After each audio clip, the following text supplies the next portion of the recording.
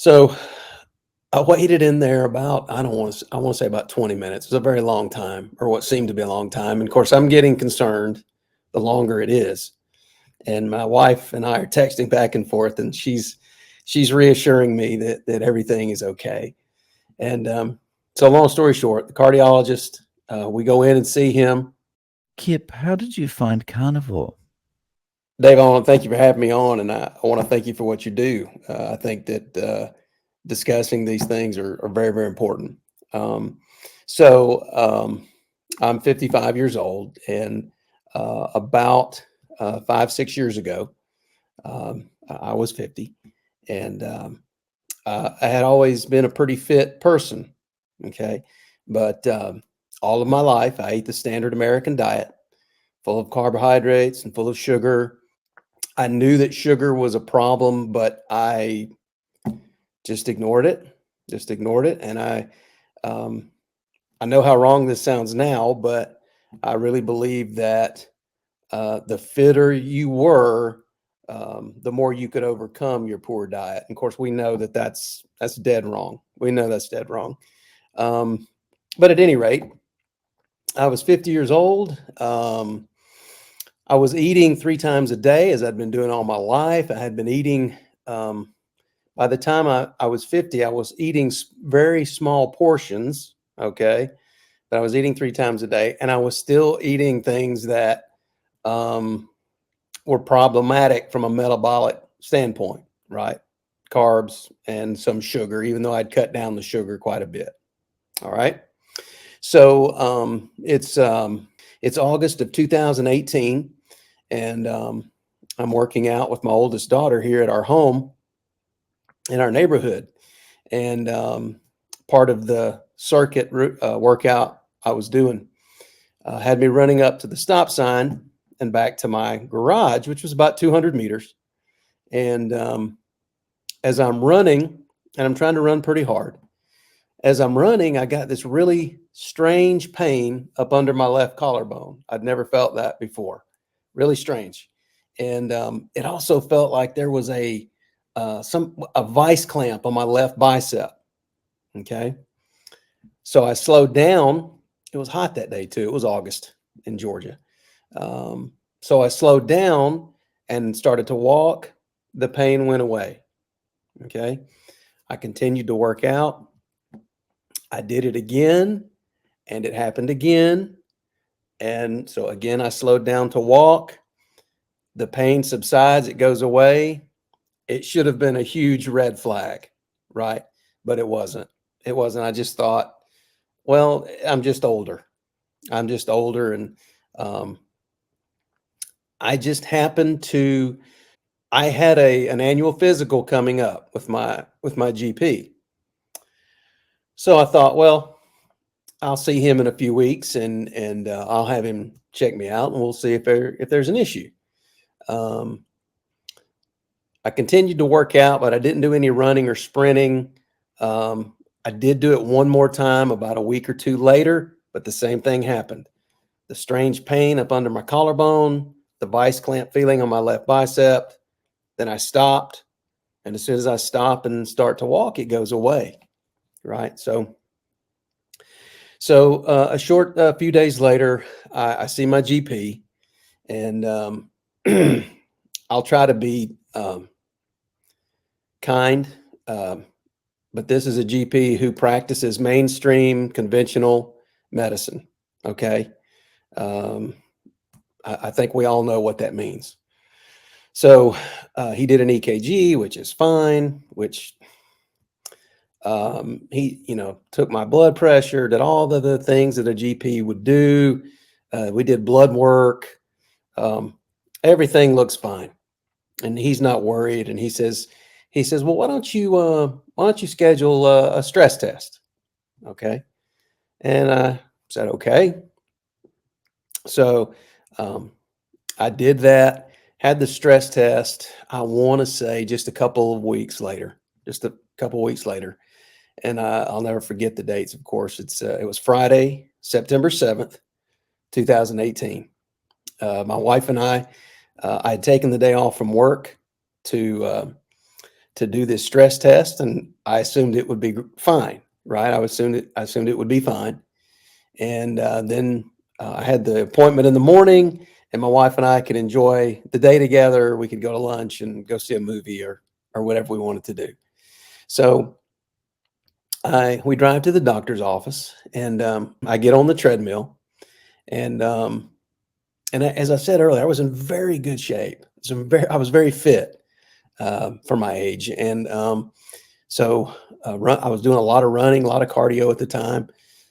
But I was on the treadmill in the stress test, and had not even been on the treadmill for 5 minutes. They had ramped it up pretty good at a pretty good clip, and that's when the pain occurred. And of course, they were aware of that. I had told them about that, and the pain occurred, the collarbone, the left bicep, and they shut it down. And they shut it down, and they said, "Well, we'll let the cardiologist um, read the findings on the stress test, and then we'll let him talk to you." I said, "Okay." So I waited in there about, I want to say about 20 minutes. It was a very long time, or what seemed to be a long time. And of course, I'm getting concerned the longer it is. And my wife and I are texting back and forth, and she's reassuring me that everything is okay. And so, long story short, the cardiologist, we go in and see him, and super, couldn't have been a nicer gentleman. But again, a cardiologist that practices mainstream conventional medicine. Okay. And he basically told me that there were anomalies on my, on the data that they had compiled from my stress test, and that he suspected I had some blockage in my arteries. And this was a Friday. This was Friday, September the 7th, 2018. And he said, if you like, you can go home, and what I'm going to have you do is do a catheter. I'm going to send you to the cath lab to confirm these blockages. And if you want, you can take the weekend and come in on Monday and do it. And at this point, I'm really concerned, Dave. I'm really concerned, right? And I was like, I can't wait. I can't wait for the outcome of this. So he says, okay. He says, all right, I'll send you over to the cath lab right now. And it was only about 15 minutes away from his office. And we went to the cath lab, went into the cath lab.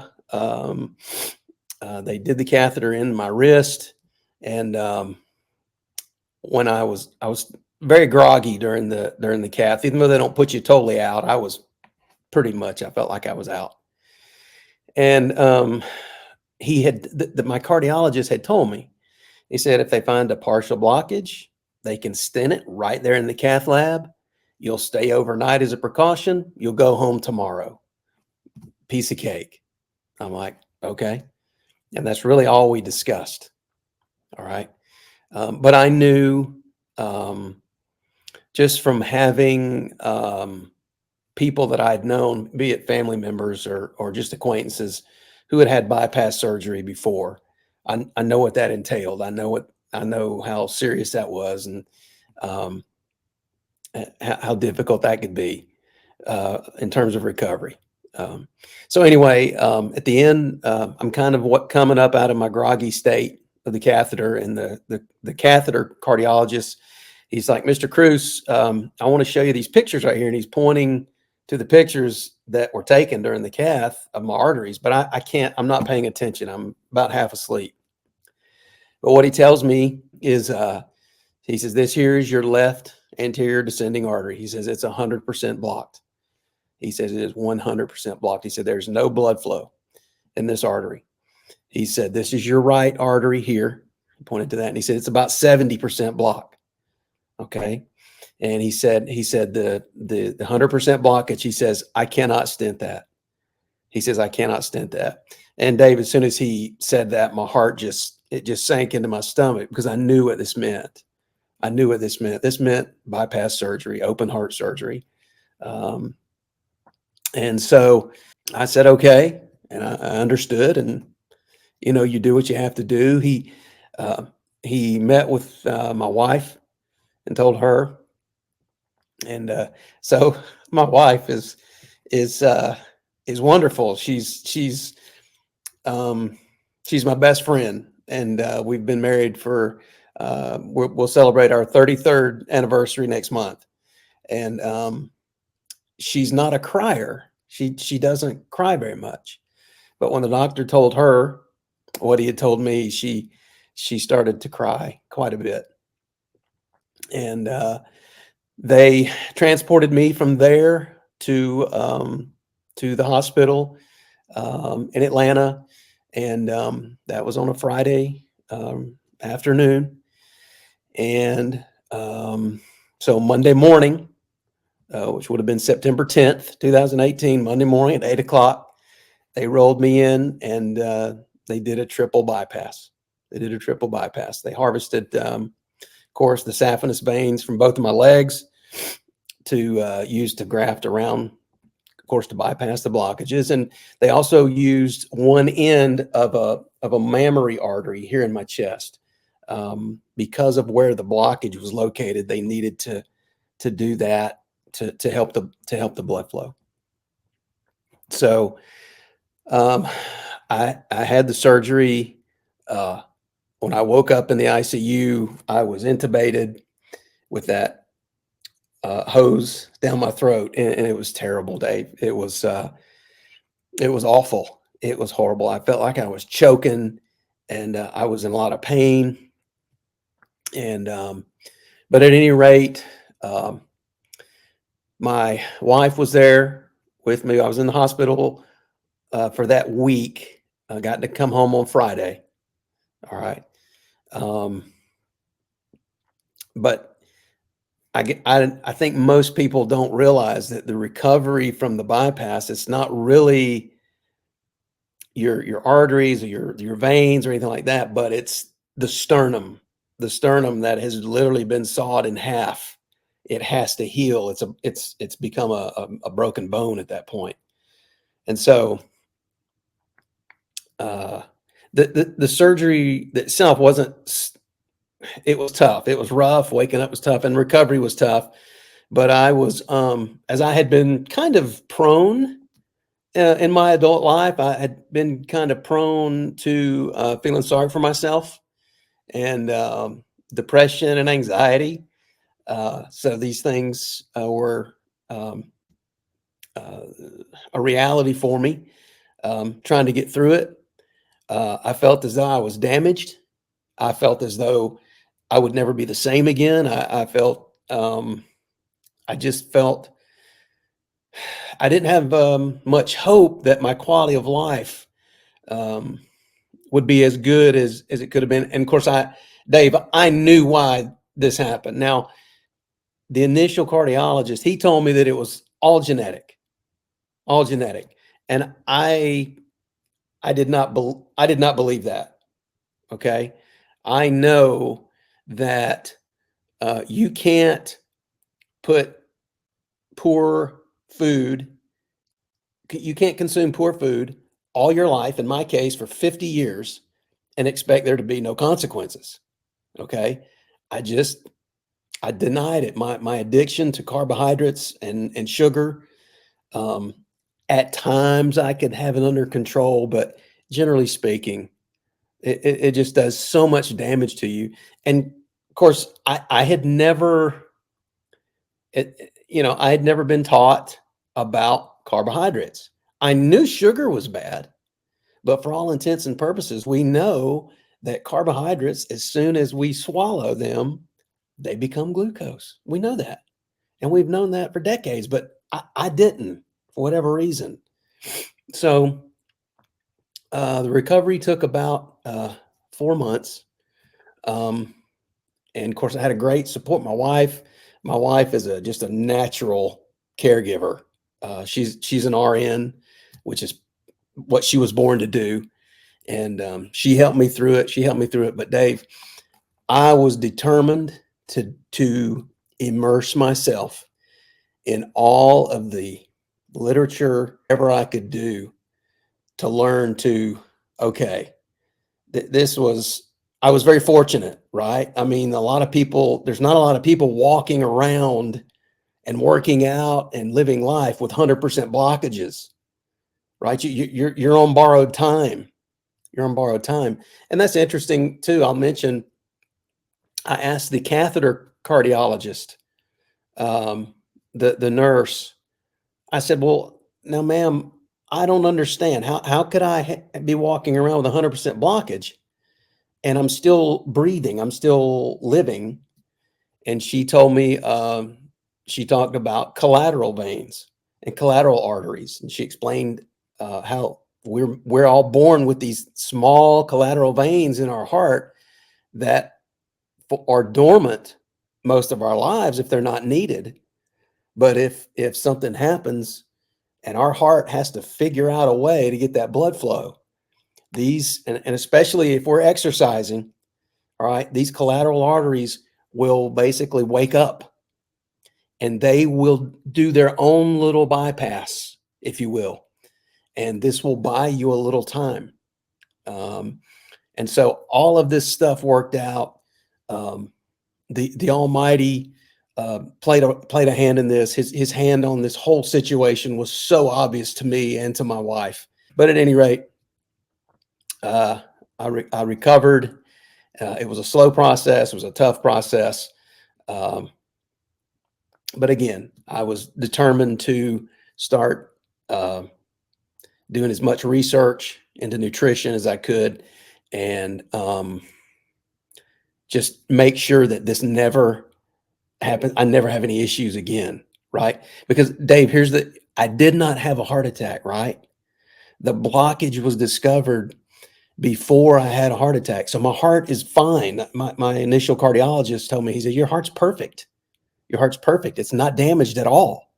You know, we're very fortunate to have identified the blockage and bypassed it, you know, before there was any damage. So just so many, I'm not a very, I'm more of a pessimistic person than I am an optimistic person. So looking back now, I see a lot of things that I really gave me reason to be optimistic, but like I said, I'm prone to self-pity and I'm prone to depression. And so I was having a hard time focusing on the good things that happened. And I was alive, right? I was alive. Like I said, I've been married for almost 33 years to my best friend. We have wonderful children, wonderful in-laws, wonderful in-law children, wonderful. We have 4 beautiful grandchildren. And I just, you know, at the time we only had 1 grandchild, but she was small. And, you know, I tended to focus on, wow, you know, I could have missed this, but it didn't take me long to get out of that. And I was grateful. I was grateful to the Almighty that my time here wasn't up. My time here wasn't up. So I began to research nutrition, and Dave, all I knew was what basically were taught in health class in the public school, or what you'd hear in mainstream media, which I didn't watch a whole lot of, but you're 50 years old, so I've watched enough to know. And so what's the common wisdom, right? The common wisdom is you eat lots of fruits and vegetables and very low fat, very low fat. And, you know, if you find someone who, a doctor, especially someone in the healthcare field, eat a little meat is okay, but you don't want to overdo that. That's, you know, red meat's not, you should really try to avoid red meat if you should. So my research didn't really, I didn't really go at it initially as hard as I should have. And so I just started to act on what I had already thought I knew, right? Which is just mainstream conventional wisdom, which isn't good metabolically. So ironically, the first year after my bypass, I cut out about 90% of meat, and I was eating what I would consider close to being a vegetarian diet, which I had never ever even tried before. Now, I was about 175 pounds before my surgery, and I looked great. I looked fit. I thought that 175 was the perfect weight for me. Okay. So I'm eating what I think is a healthier diet, right? And Dave, I'm embarrassed to admit this, but I did. I started eating like the veggie burgers, right? These the plant-based meat. I mean, it should be counterintuitive to anybody with a brain, right? That plant-based meat is so unnatural. It's so unnatural. But I did it for a short time. Okay. So I had got down to about 160 pounds and I had kind of stayed there. Um, I had gotten back into the gym after probably 8 months to a year of being off. So, we're at this point, we're at the end of 2019. And of course, we all know what happened at the beginning of 2020. Okay. The world turned upside down. And so I was still going to work, even though there wasn't a whole lot of work being done while the world was shut down. Right. But this is where my research and my education about nutrition and metabolic health, it just took off. Okay. So the first person that I ran across, and I was looking for more, pandemic related information. Okay. Whether it was the virus or the rumored jabs, whatever you want to call it. Okay. I know we have to kind of be careful about what we say, but that's what I was looking for. But I came across a biomechanical engineer from Ireland named Ivor Cummins. Okay. He's very well known. I'm sure much of your folks probably know who he is or heard his name. And the more I listened to Ivor, the more I trusted him. The more he's very he's swimming upstream culturally. He's swimming upstream from the mainstream medical conventional wisdom. All right. And everything he does as a biomechanical engineer, I mean, it's science and data and science and data. Okay. And engineers are, if you had to simplify what they do, they're problem solvers. Okay. They're problem solvers. And he had had an issue with his dad, and his dad passed away from poor health, and he wanted to know why. And so he did this deep dive into nutrition and metabolic health. And he basically, in a nutshell, to make it simple, he discovered that excessive carbohydrates, okay, excessive blood sugar spikes, it keeps insulin up. Your insulin is chronically up. It causes inflammation in your whole body. And though this won't kill you overnight, it will do some serious damage over time. And I mean, discovering this just opened my eyes so much, Dave. And that's exactly what I had done for 50 years. I mean, I had just eaten a terrible diet for 50 years, and I just was in denial that, I'll just work out and I'll outrun the poor diet with being in great shape. And it doesn't work that way. It doesn't work that way. I know that now. But I did think that back then. So that was the beginning. So I bought his book. I read it. He made it clear to me, because I'm not a genius. But he made it clear to me what the solution was, and specifically for heart disease, okay, and for heart problems, and so I'd also been working with a really sweet lady that was a friend at work, and I had never heard the word keto. Didn't know, had never heard it. Okay. Didn't know what a ketogenic diet was. All right. But she mentioned it to me. And of course, Ivor's book talks about it. And I was so excited because I felt as though I had discovered something that I'd never heard before, found before. And well, in my opinion, the reason I'd never heard of it was because it was being suppressed. It was being suppressed. We all know who has a financial interest in people being sick all their life and getting them dependent on prescriptions all their life. I was headed in that direction. I was going to be one of those people. Okay. So in December, matter of fact, it was December 1st of 2020. December 1st of 2020.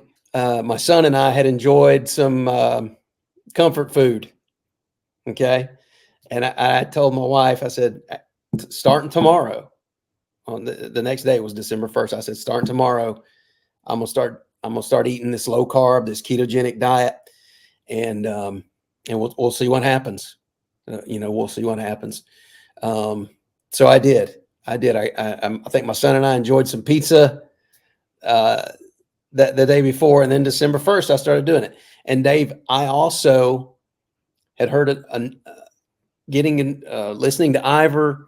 I ran across people like Jason Fung and of course, Dr. Ken Berry. And Dr. Fung is big on the intermittent fasting.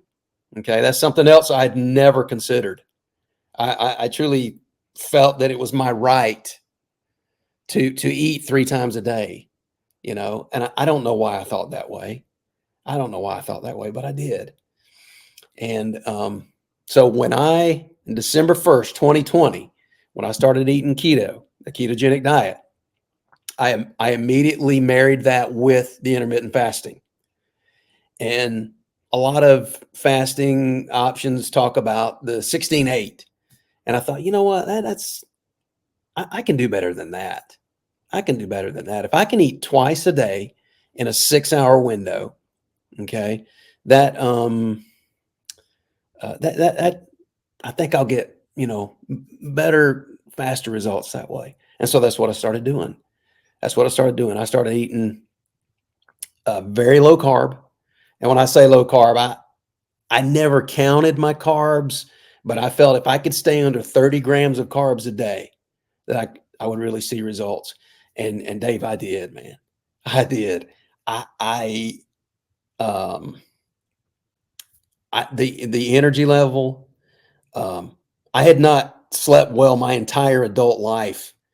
I had taken preventative prescription migraine medications for 25 years, and I had been off of them for several years, but I now believe that there were long-term side effects from those drugs.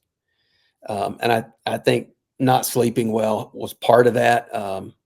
And those drugs affect the dream centers in your brain. And I would dream a lot, right? I would dream every night. Every night I would dream, and I couldn't sleep restfully and peacefully. But started having really good results with the low carb diet, and had no really plan in place other than just sticking with it to see what happens.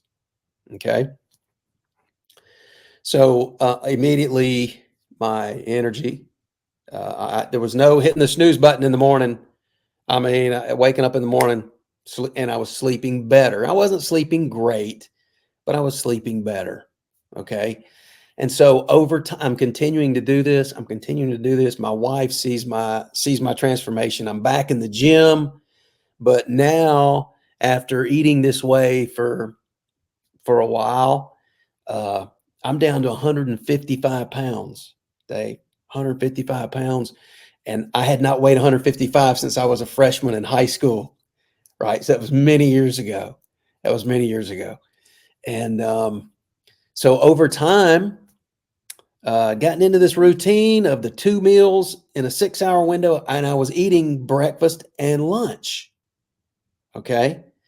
And Ivor had talked about how important it was to make your last meal as far away from your sleep as possible to maximize the quality of your sleep. So I chose breakfast and lunch.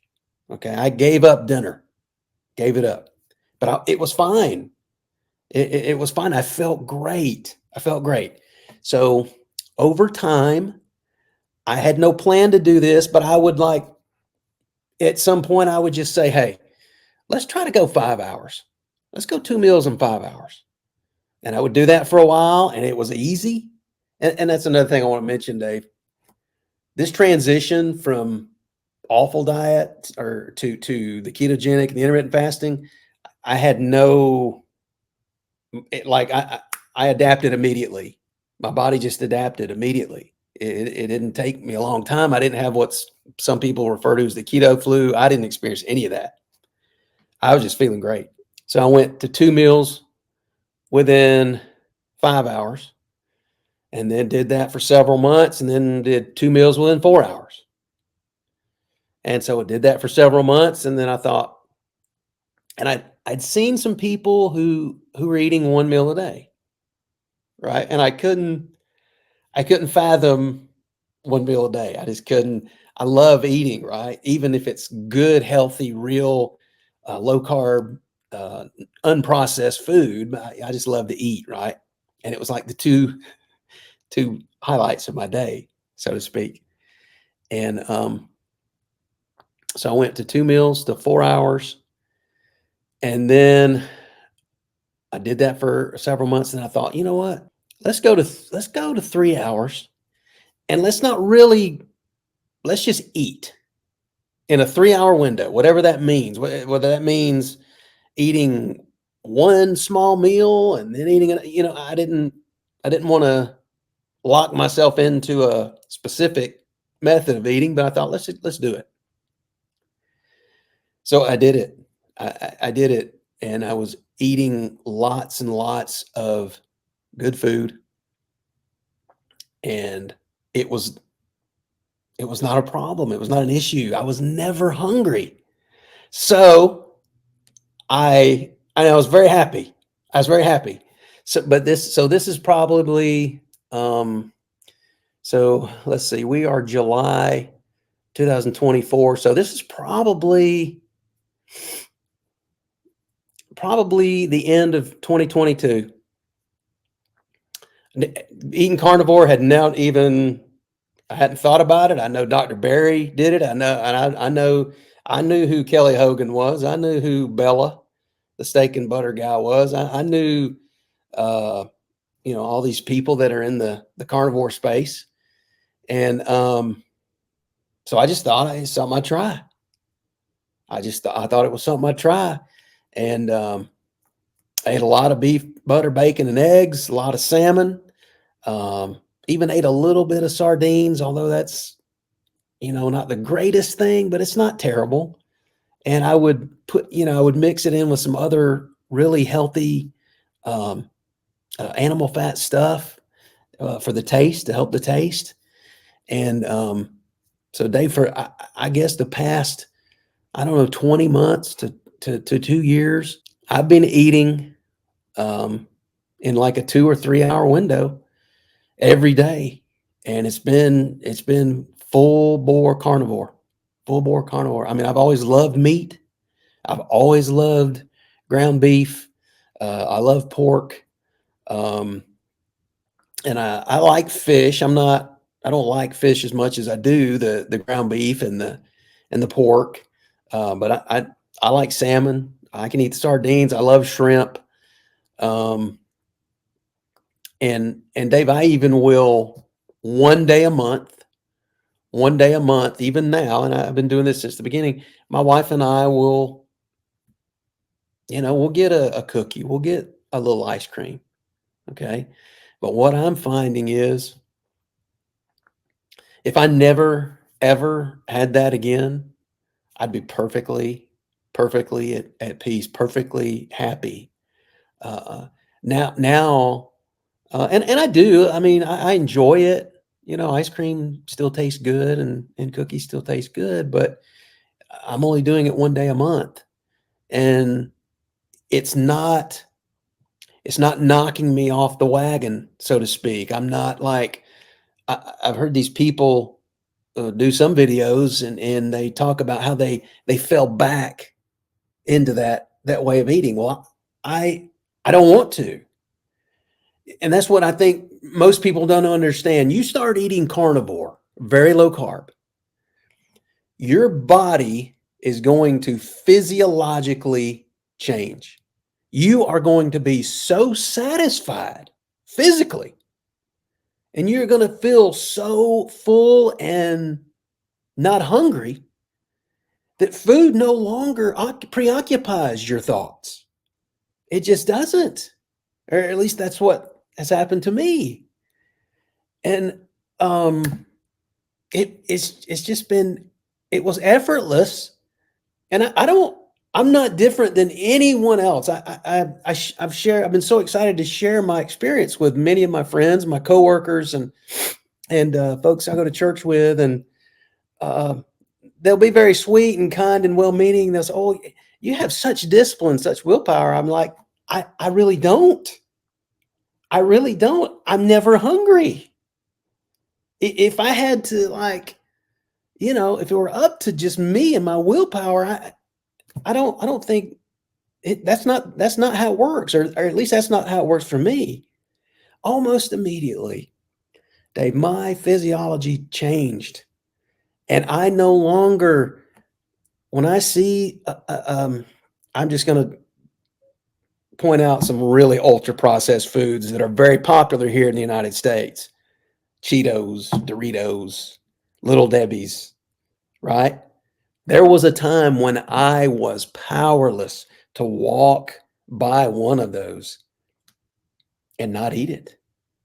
And now it on no effort of my own, no willpower or discipline of my own, my body doesn't want it. My body doesn't want it, and it doesn't. You know how some people will it's a battle in their mind, like, oh my goodness, man, I want one of those, and I know I shouldn't eat it, and there's this battle going on. There's no battle, Dave. There's no battle anymore. It's awesome, right? I always think of this as a little bit like, that girlfriend that dumped you in high school, and you can't get over her, and you're always going back to her, and you're always thinking, just give me one more chance, just give me one more chance. That's like when you're addicted to the Sure, sugar and the processed food. sure. And then when you actually get over it, or when you've gone carnivore, that's like when you finally look back and think, what did I see in her? I just got no feelings for her anymore at all. That's very good. That's very good. Yeah, The, and I mean, I was, and just let me tell you what. So, had a my entire adult life, I never slept well. Okay, and upon a low carb diet, I started sleeping better, but in the past year. So over time, so there are some of these things that are miraculous that happen right away, but some of the things that happen that we would consider miraculous, it takes a little time, right? Or that's what it's taken for me. I'm sleeping so much better, Dave. I'm sleeping so much better. I'm getting 7 and 8 hours of sleep. I'm waking up refreshed. My I never feel lethargic ever, and I do hit training 3 or 4 days a week.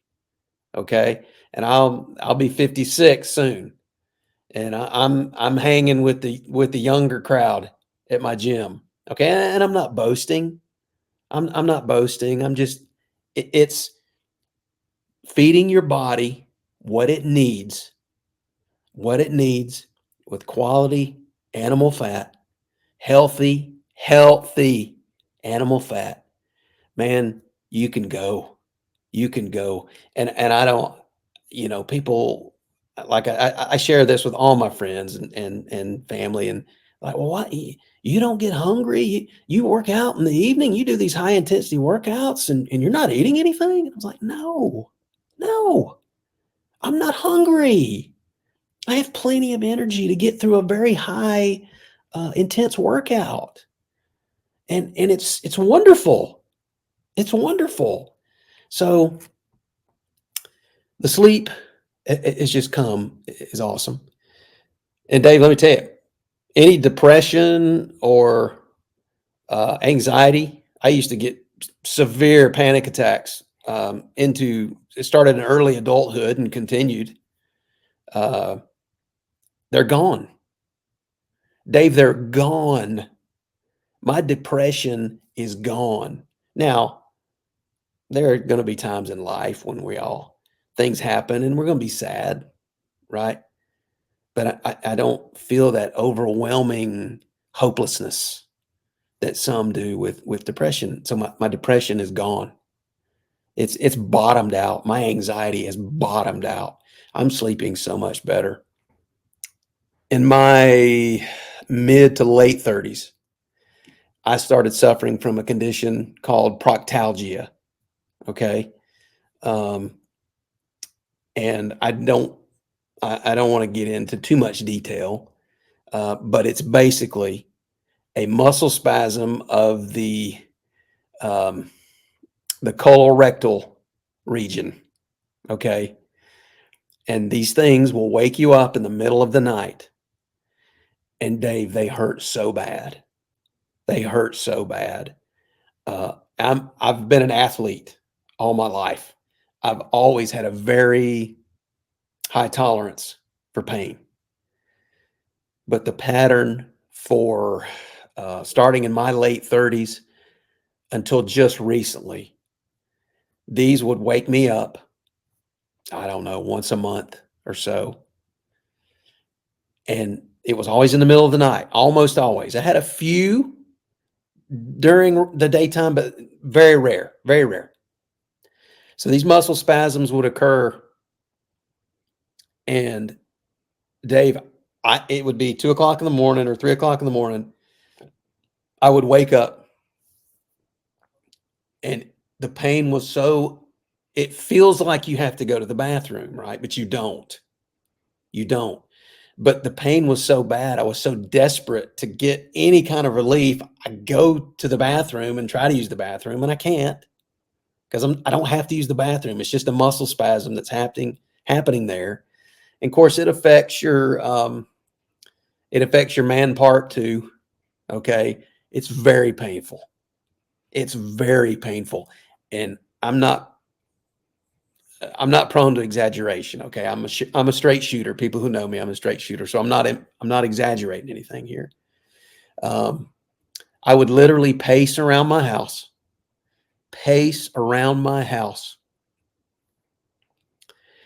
and I would be in such pain. I would get on my knees. And I would cry out to the Lord. I would cry out to the Lord to please take this pain away. This is unbearable. And I would pray. And then I would lay in the fetal position on the floor. And after about 45 minutes, it would finally stop. It would finally stop. And I would be so worn out from just the battle to dealing with this, coping with this pain.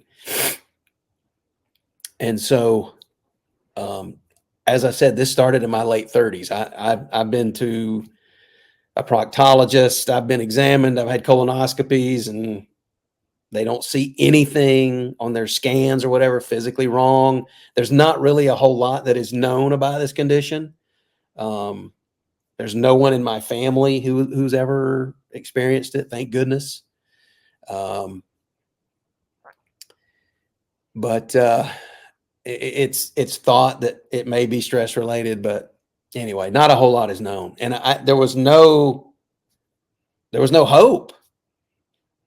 I had no hope. I thought this was something I was just going to have to deal with on a fairly regular basis for the rest of my life. So within this past year, it happened for the first time, I want to say about 8 months ago, 8 or 10 months ago. Okay. Uh, Woke up with this pain. And of course, you know what's coming. So you kind of get anxious because you know what you're about to face in the next 45 minutes. And it was pretty consistent that it was always a 45 minutes or about there, give or take. And so like 8, 10 months ago, it happened. And now it was uncomfortable and it was painful, but it didn't have me on the floor in the fetal position type pain. It hurt and it was painful, but in 10 minutes, it was gone. It was gone. And I was so excited. I shared that with my wife. I got back in the bed, went back to sleep. And the next morning I woke up, I told my wife, she's seen me suffer through these things. And so about 4 or 5 times since that time, this has happened. Even had one recently during the daytime, but Dave, it lasted for less than 5 minutes. It lasted for less than 5 minutes. And it's look, I've been eating carnivore. I've been eating pretty strict carnivore for a couple years. Okay. And this is, I know that I can contribute the improvement in this proctalgia due to what I'm putting in my body. I know it. It's nothing short of miraculous that this unbearable pain that I've now been spared. And man, I've just been trying to share this with all my friends and the people I love. And some of them just take the attitude that, well, it works for Kip, but it's not for me. And that's fine. I'm not, I'm not going to, try to force it down your throat. But it's so disappointing to me that people who I love, people who I'm very close to and have very serious health conditions, very serious, much serious than what I had and have had, and they won't do it. And so I just, I move on. And I'm so disappointed because all of these people that you're talking to, I'm encouraged, even though I know, you don't have to sell me on this. You don't have to convince me. I know what it does. I've experienced it. I'm living it. And, but I'm so encouraged by these poor people who are misled, who are misinformed by the conventional medical field. Okay. It's so disappointing. It's frustrating. But when I see these people who are liberated from what they had been taught all their life was bad, right? This is bad. You can't do this. Now, there are still people out there who are still saying that. You can't do it. You can't eat meat. You won't get the nutrients your body needs. That just ain't good for you. Your cholesterol will go too high. Yeah, so what? That's not a problem. The thing that strikes me is, like, during all of this, when we're younger, we kind of more cavalier about Sure, we're what bulletproof. things are going to do to us, right? But when you have such a big event happen, that you were in hospital and you had to have the bypass and that kind of thing, changing the way you eat, was there kind of moments that you felt like, am I doing the right thing here? No, not for me, because it was, as I said, I never got the keto flu. I never, and I was, right away, within just a week or two, Dave, I was satiated. I wasn't hungry. Now, it was weird to me that I wasn't eating dinner mentally, because that was something I'd done for 50 years. So I had to kind of retrain myself that and I can't imagine ever eating 3 meals. Ever, I don't, and I tell people, I don't believe any human being was ever intended to eat 3 times in a day. That's just way too much. That's way too much. And if you're not eating, now I know, like Michaela Peterson, I saw a video of her recently. She eats 3 times a day, but she eats meat. That's it. So she's not having the insulin spikes. Okay. But 99.9% of the other people who are eating 3 times a day, they're not eating, they're having those insulin spikes and they don't know it. Just like I believe that I was undiagnosed diabetic before my surgery. I believe that with all my heart. It had to have been. I mean, I was never giving my pancreas a break with the insulin spikes. But no, I didn't. I never questioned it. That's why I'm so happy. That's why I'm so happy. So I feel as though I have just discovered something that it's so simple, right? It's so simple, and I'm a very simple person. I'm trying to always simplify my life, and I had a wonderful marriage, a wonderful home life. I enjoyed my work, um, but before all this started, we tend to compartmentalize. Okay, I'm happy. I have a happy marriage. I have happy kids, happy family life. I'm happy at work. Uh, and we tend to put what we're eating over here in the corner. And somehow, this is what I did, and I think this is what most people do. You put it over here in the corner and you compartmentalize it and say that that's not really that important. It's not really that important. And Dave, this was the only thing in my life that was,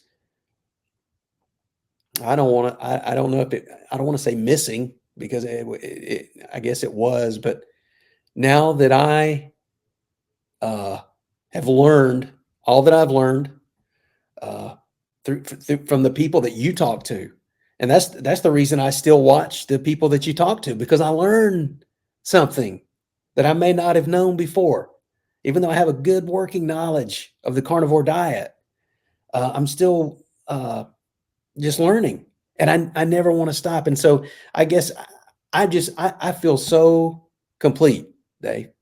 I mean, physically, emotionally, spiritually, um, and it's been that way ever since I started eating like this. And when you discover truth that the world says is not true,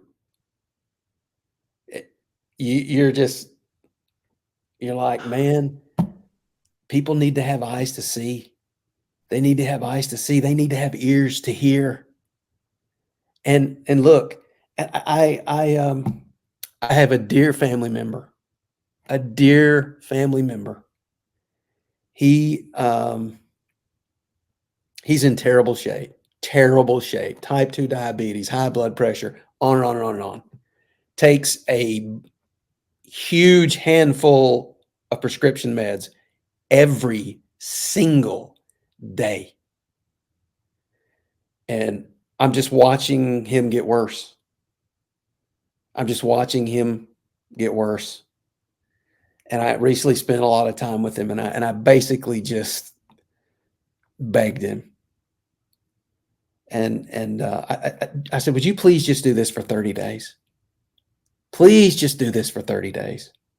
And if you don't like it after 30 days, I'll never, ever say another word to you. And he knows that I feel strongly because I love him so much. And he said, yeah. He said, yeah, I can do that. I can do that. And that was probably 2 weeks ago. And I've not heard from him or followed up with him. I don't want to nag him, but I suspect he probably hasn't tried it. He believes everything. He goes to see doctors on a weekly basis. He believes everything they tell him. Um, and it's just he's so dear to me. He's so dear to me, and I have some friends who are in a similar situation. These people are so dear to me, and I just I want to plead to them and just try it for 30 days. Just try it for 30 days, and you know, some people are going to try it, and some people are not, and It it's so hard, right? Because it's like you wanna kind of say, like, just do it, just it's gonna work for you, but you're fighting against 40, 50, 60 years of like marketing messages yes, and messages coming down from the medical profession and stuff. It's right, like it's like you're almost fighting through vines with this, like with a butter knife, trying to get, right, trying to get to people. right, Yeah, right.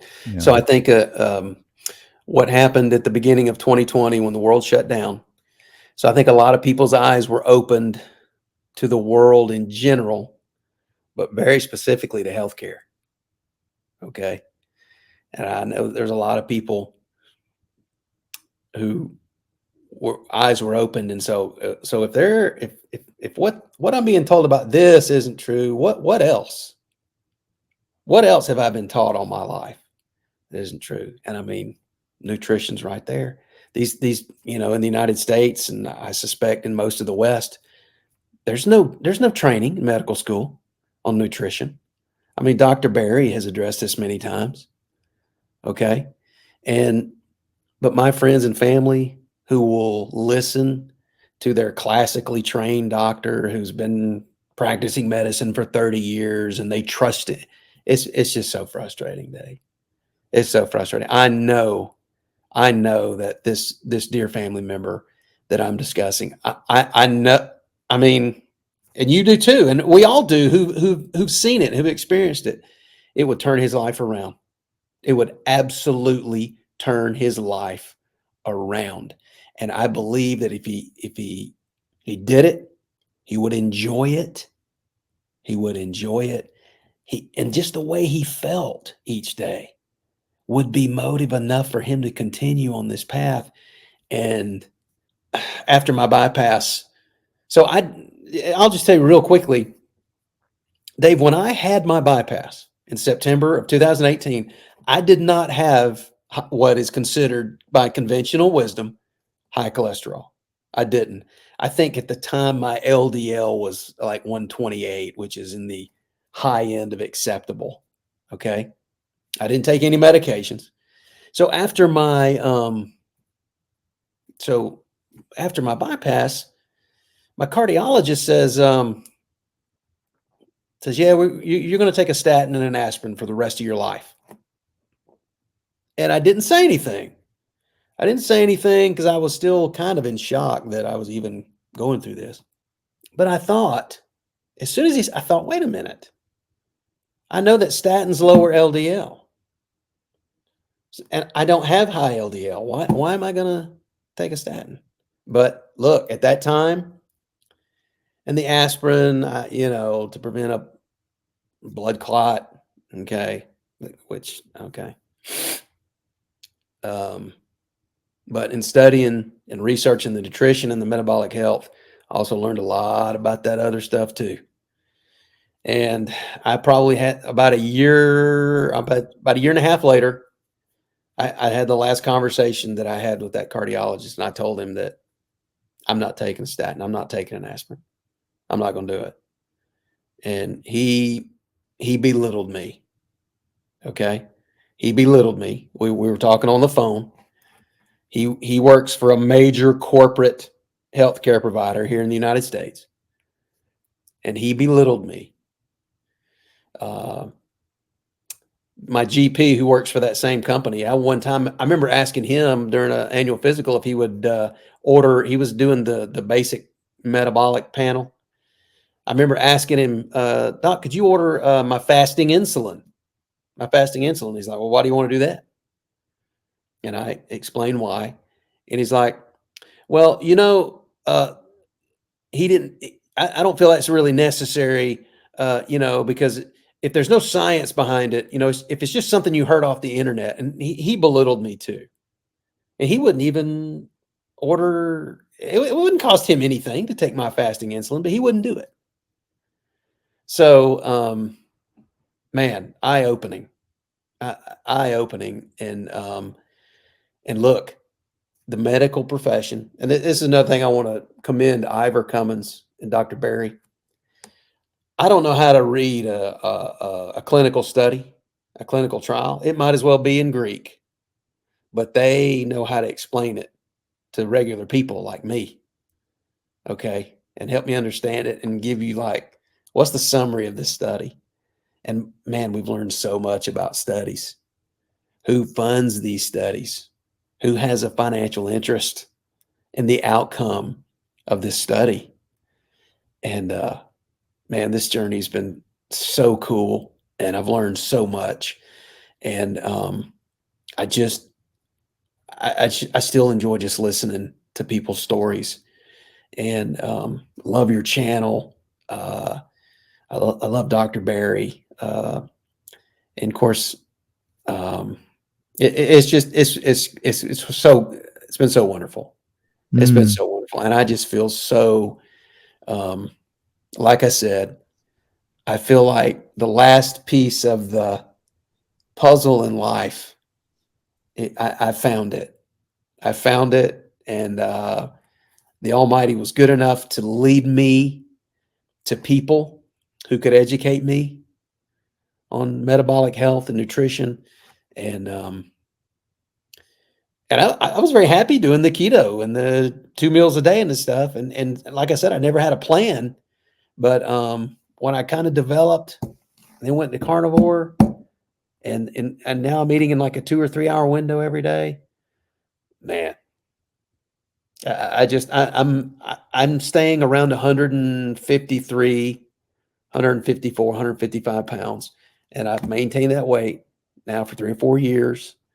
And Dave, I can do yard work all day long, all day long. And it gets hot here where I live in the summer. And like I said, I have fun at the gym with the younger folks, and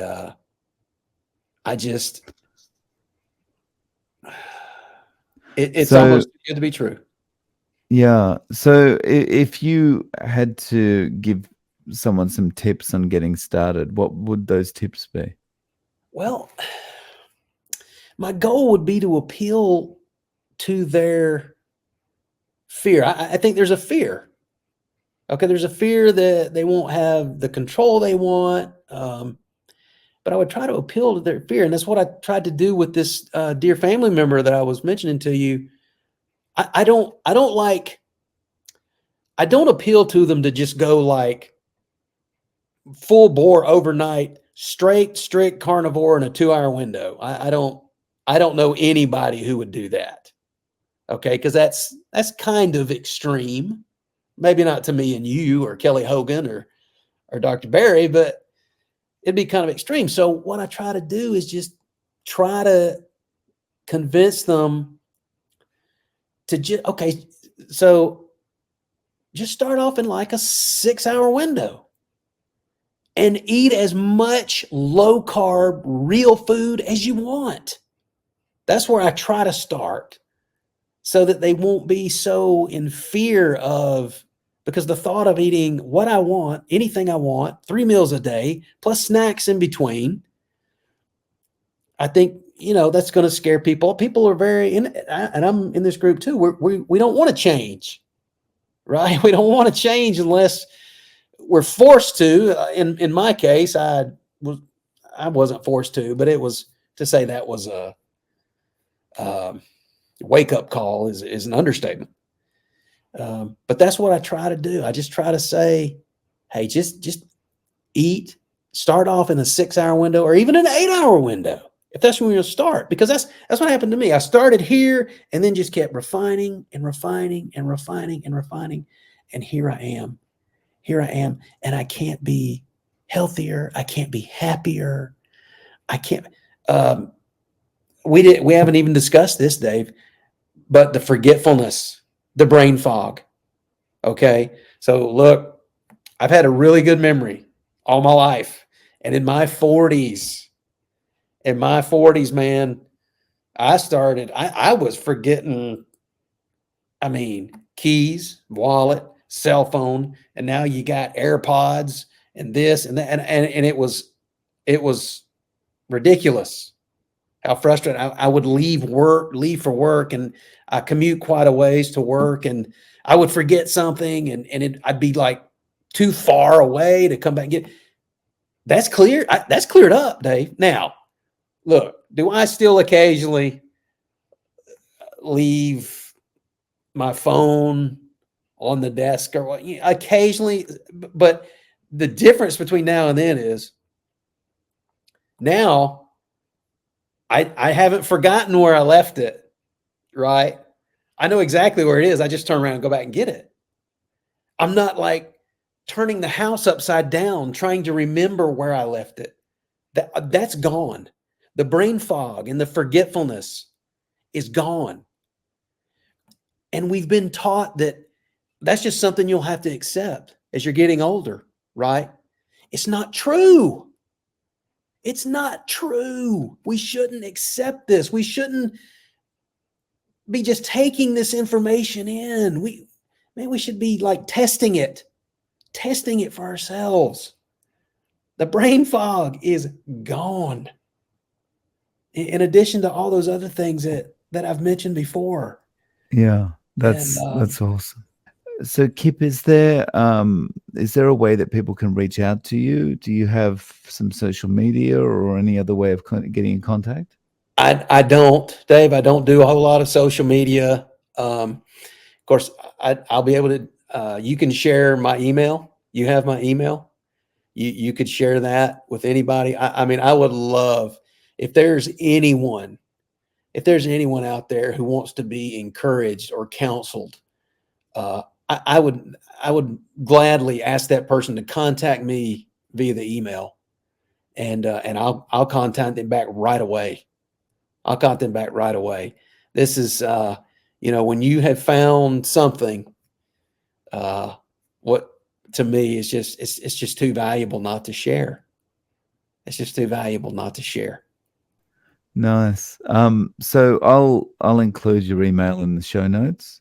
Okay. Kip, thank you so much for coming on and sharing your story. I really appreciate it, and congratulations. Well, thank you, David. It's been my pleasure. It's been my pleasure. And I want to thank you again for what you do and giving just regular people a voice. And, I'll continue to watch the folks you talk to because I'm encouraged. I'm encouraged. And please reach out to me anytime.